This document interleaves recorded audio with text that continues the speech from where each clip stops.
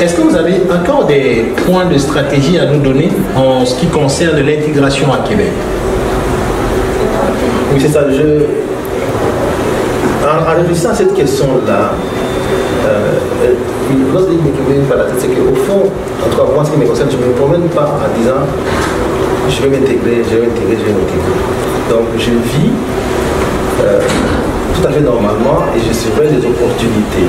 Un peu comme tout le monde, quand tu as l'opportunité, quand tu as une opportunité, à ce moment-là, tu travailles fort pour la saisir. Il faut aussi, c'est sûr, travailler pour améliorer ses qualités personnelles. Ça, c'est extrêmement important. Nous sommes dans une société qui va être compétitive.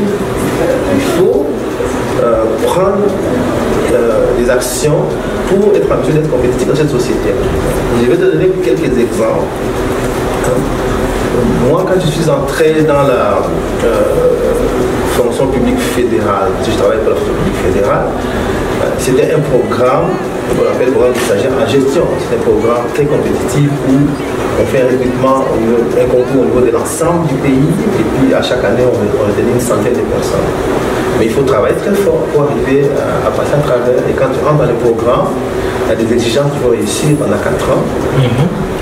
Alors ces programmes existaient à l'époque et c'est grâce à ce programme que je suis entré à la fonction publique fédérale.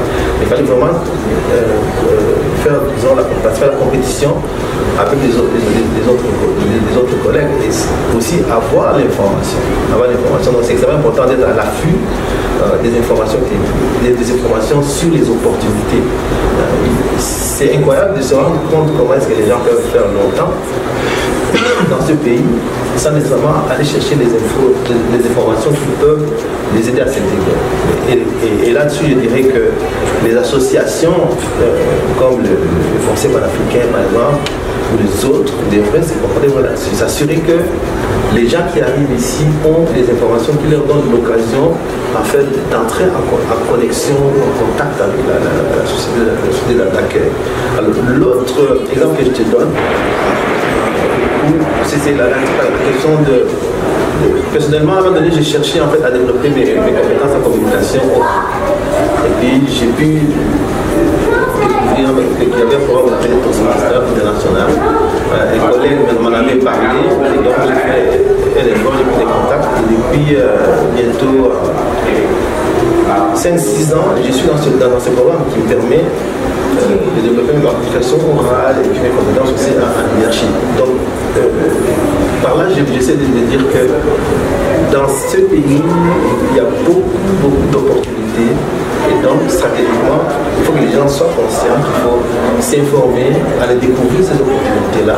Non seulement pour toi-même, mais aussi pour la famille. Parce que quand on parle de réussite de l'intégration, souvent on ne vient pas tout seul. On peut venir tout seul, mais quand on forme une famille ici, il faut que les enfants, il faut que les épouses aussi puissent réussir sur l'intégration également. Et donc, c'est l'information.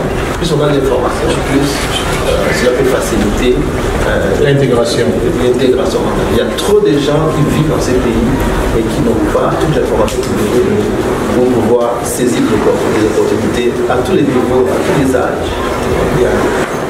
L'autre exemple que je donnerai, moi, peut-être pour terminer en termes d'opportunités, parce que j'ai quand même une fille qui a évolué ici. Elle est arrivée ici, elle avait 3 ans. Bon, elle a évolué, elle a grandi ici. Et puis à un moment donné, elle avait comme au niveau du cégep, elle voulait arrêter d'étudier parce qu'elle voulait voyager. Alors, en tant que parent, cela m'a un peu inquiété. Donc j'ai réfléchi là-dedans. Par chance, mon directeur à l'époque m'a dit non, est-ce que tu connais le programme? Je lui en ai parlé en fait. Il m'a dit, tu connais le programme Québec sans frontières? Je lui ai dit non, il va donner l'information. Et puis je me suis rendu compte que ce programme est extrêmement intéressant puisque le jeune peut étudier pendant ses sessions normales de 8 mois et puis l'été il voyage à travers ce programme. En même temps, il va apprendre des choses, il va faire des expériences. Alors, elle, à travers ce programme, elle est allée au Togo. Mais le programme existe et puis on va avoir des jeunes partout dans le monde chaque été pour aller vivre des expériences. Tout ça c'est pour te dire que en termes de stratégie, je pense que l'information est la base. L'information est la base en termes d'emploi, pour trouver des emplois, pour trouver des formations, pour trouver des occasions de développement personnel, pour trouver des occasions même pour l'intégration des jeunes. Alors, l'autre aspect, à mon avis, qui est important pour les familles, c'est que les enfants donnent une occasion d'intégration qui est très très forte. Puisque si vos enfants participent à des activités dans la vie, soccer, basket, toutes sortes d'activités de ce genre-là, c'est là où vous amène en tant que parents de les accompagner et donc d'être en contact avec des parents de la société d'accueil. Et c'est une façon naturelle, tout à fait naturelle de s'intégrer. Tu n'as pas besoin de dire non, je vais m'intégrer, mais tu accompagnes tes enfants dans les activités. Et puis à travers ça, on a des activités d'équipe. Et donc les occasions d'intégration et de communion avec la société d'accueil sont infinies. Le bug, c'est de s'isoler. Le bug, c'est de ne pas saisir ces occasions. Le bug, c'est d'enfermer les enfants dans la maison et de sortir dans la maison. Le bug, c'est de s'enfermer soi-même dans la maison et de sortir. Il y a même des possibilités de participer à des activités paroissiales, à des activités dans la commune, des activités politiques de votre circonscription. Donc les occasions sont vraiment infinies. Il s'agit de les saisir et d'éviter de s'enfermer dans les ghettos. Un doyen, un papa rassembleur qui a su apporter de la dynamique dans la communauté congolaise de Québec en tant qu'Ambalé. C'est un grand homme qui va nous manquer ici dans la communauté africaine à Québec et je lui souhaite bon vent pour la suite de sa carrière à Ottawa.